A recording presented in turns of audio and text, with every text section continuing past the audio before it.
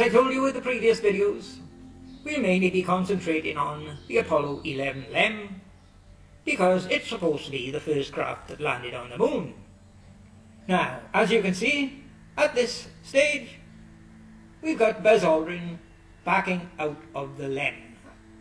He's backing out of the LEM to descend the ladder and come down onto the surface of the moon.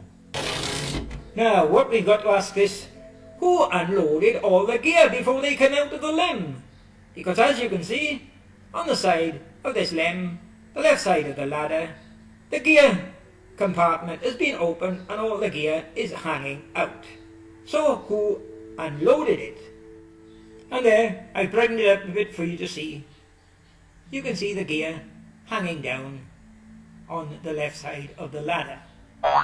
And here's a better view of that gear with the camera the other side of the ladder. And here that photo is, brightened up a bit for you to see the gear. It's been unloaded. And that's been done before Buzz came out of the LEM. So, who unloaded it? I'm going to prove to you that this was simply a stage setup in a studio. And the gear was out there, and it'd been out there for bloody days before they even photographed Buzz coming out. It's a stage setup, and you'll see the evidence of that. Now, as I have mentioned before, 4 years ago, I done a full video on this LEM, and at that time, 4 years ago, as I've told you, I discovered 18 anomalies in this photo alone. Now there's going to be some more added to that. Real evidence that proves that the photo is fake, folks. Now folks, while we're on this photo, which as you can see here has been photoshopped in 2008, there's a few points I'd like to make to you regarding photoshopping of the Apollo photos. Now, the first thing I want to mention is, as Bill Casing said, strangely enough, every one of the Apollo photos are absolutely perfect. Well, they look that way, don't they? Now, another thing you've heard other photographic experts, David Percy and David Groves, saying that if film is subject to radiation, the film will become fogged. The photos will be very poor quality. Now, don't you think if the photos were very poor quality, wouldn't that be more convincing that they were taken on the moon? NASA could say, sorry for the poor quality of the photos, folks, but that's the result of the conditions on the moon, the radiation. Nothing we could do about it. Oh yeah, I quite agree, NASA. Yeah, you're quite right. Yeah, you can't get real good quality photos up there, can you? So these photos must be genuine. After all, didn't they do that with the video they sent back, or claimed they sent back from the moon, showing them landing on the moon and descending from the ladder? Didn't they have that very poor quality? And wasn't the excuse, oh, it was 1969 technology, not as good as today? But they deliberately done that to make it look convincing. That's one place I think they slipped up, folks. They made the photos too good. It shows no sign of radiation effects at all, does it? Now folks, the next thing I want to point out is the photo data shown on this photo. It shows 2008. So, what does that 2008 mean, folks? Now, when William Swithin, first started displaying that all these photos were photoshopped, these idiots soon started to realize they were beat. Now folks, all these idiots started coming up with all sorts of excuses as to why the photos were photoshopped.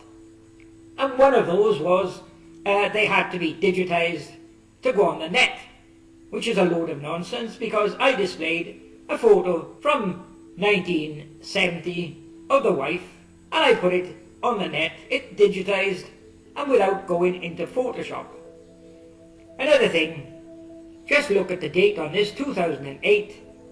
Why did they wait 19 years to digitize it to put it on the net? Now, while I agree there can be good reasons for using Photoshop. One being eliminating red eye. Nothing wrong with that. It's not falsifying the photo at all, and it's not committing fraud, and it's not a crime. It's quite a good reason for using Photoshop.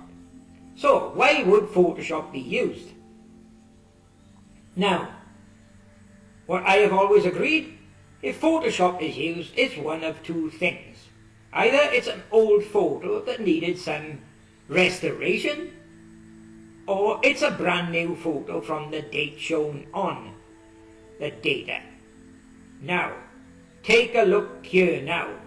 It's claimed to have been taken on the moon in '69. Photoshop was introduced in 1989.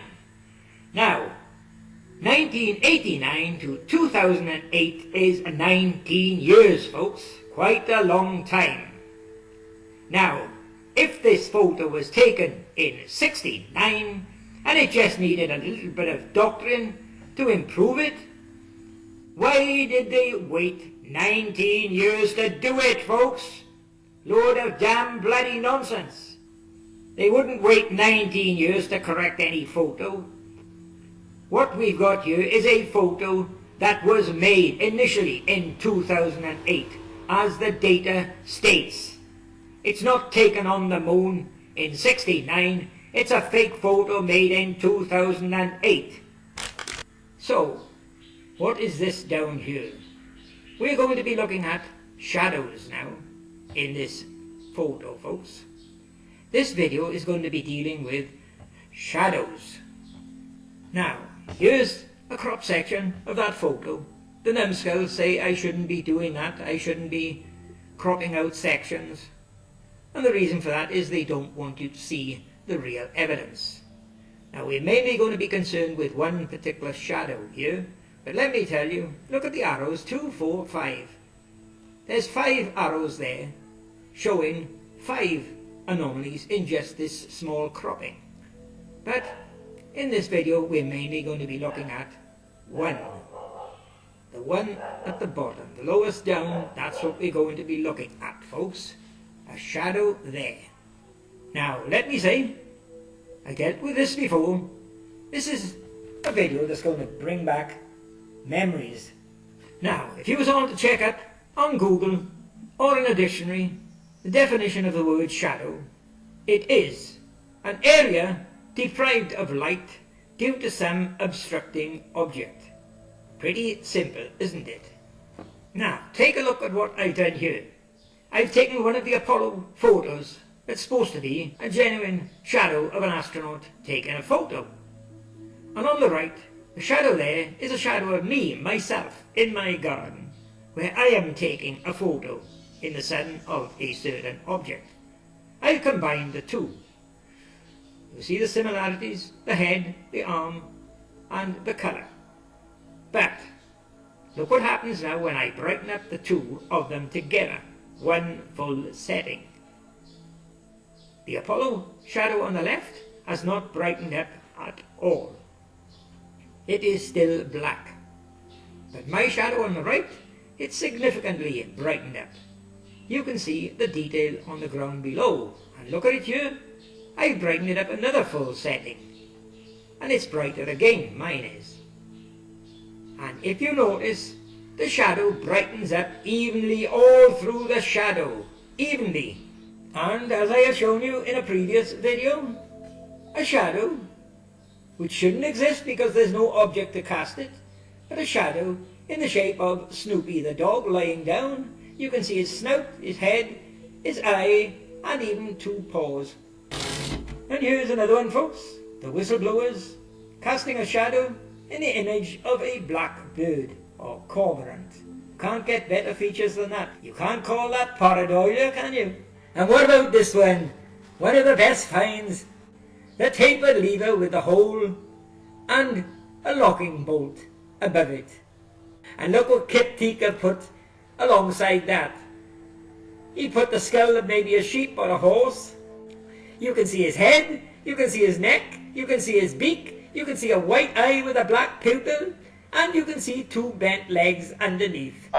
And here it is, Kip Teague's clue. enlarged again for everybody to see. He's got a black image here, a shadow that's in the shape of a chicken. A chicken has got a pointed beak, and this image has got a pointed beak. A chicken has got a head, this image has got a head. A chicken has got an eye, this image has got an eye. A white eye with a black pupil. A chicken has got a neck, this image has got a neck. A chicken has got a body, this image has got a body. A chicken has got two bent legs underneath, and this image has got two bent legs underneath. And also on that, you can see another clue by Kip Teague. The head of what may be a sheep, a skull of a sheep, or maybe a horse. And what about this one? Another one of Kip Teague's whistleblower's clue. A shadow in the shape of the head of a moose. He's used the shadow, but he's got the head of a moose, he's got the mouth, the long snout of a moose, and he's got an eye, a white eye with a black pupil. Now, coming back to the cat, take a look at it here. I've brightened up this photo. And like I told you, when you brighten up shadows, they should all brighten up at the same rate. They should all look the same, as I showed you with my shadow in the garden. But here, it's not the same. We've got at least 6 different shades of shadow. And take a look at the shadow under the cat. It's still perfectly black. It hasn't brightened up at all. More evidence of fakery with these photos. What I've done here, like I very often do, I've cropped 2 photos here with the cat, 5863 and 5864. I've brightened them up together. They should come up exactly the same together. The cat a different colour. The top one is a more even grey, and the bottom one is a mixture grey and red, and the bottom black shadow is permanently black.